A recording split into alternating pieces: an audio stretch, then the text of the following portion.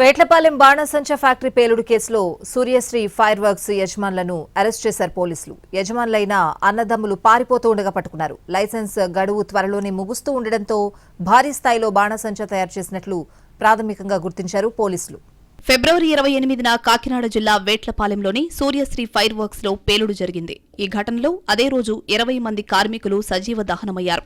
కాకినాడ జీజీహెచ్లో చికిత్స పొందుతూ మరో 8 మంది చనిపోయారు. మొత్తంగా ఇప్పటిదాకా పేలుడులో 28 మంది చనిపోయారు. 2 హాస్పిటల్లో చికిత్స పొందుతున్నారు. మరొకరు డిశ్చార్జ్ అయ్యారు. బాణసంచా తయారీ కేంద్రం నిర్వాహకులు అడబాల అర్జున్, అడబాల వీరబాబులను అరెస్ట్ చేశారు పోలీసులు. అర్జున్కు LE1 లైసెన్స్ ఉంది.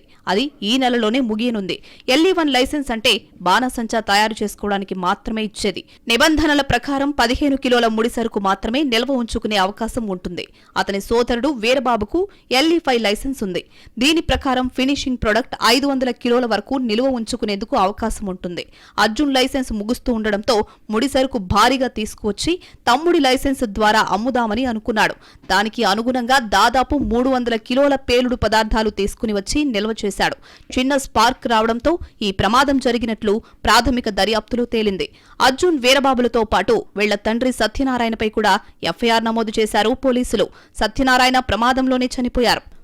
అడబాల అర్జున్ అట్లనే అతని బ్రదర్ అడబాల వీరబాబు అలియాస్ నాని, వీళ్ళిద్దరి మీద అట్లనే వాళ్ళ నాన్నగారి పేరు మీద అడబాల సత్యనారాయణ, వీళ్ళందరి పేరు మీద FIR రిజిస్టర్ చేయడం జరిగింది. అడబాల సత్యనారాయణ ఆయన అక్కడే చనిపోయారు.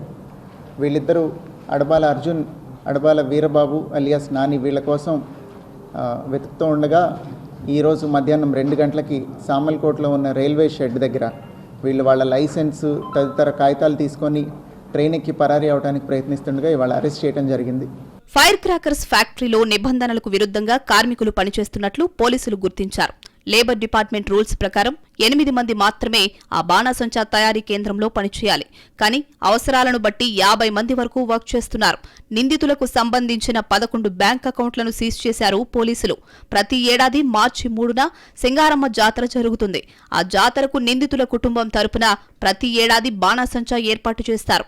అక్కడికి తీసుకుని వెళ్లడానికి కూడా భారీ స్థాయిలో క్రాకర్స్ తయారు చేసినట్లు తెలుస్తోంది. వేట్లపాలెం ప్రమాదంపై మున్సిపల్ శాఖ ముఖ్య కార్యదర్శి సురేష్ కుమార్ నేతృత్వంలో కమిటీ ఏర్పాటు చేసింది ప్రభుత్వం. కమిటీలో మెంబర్గా ఈగల IG రవికృష్ణ ఉండనున్నారు.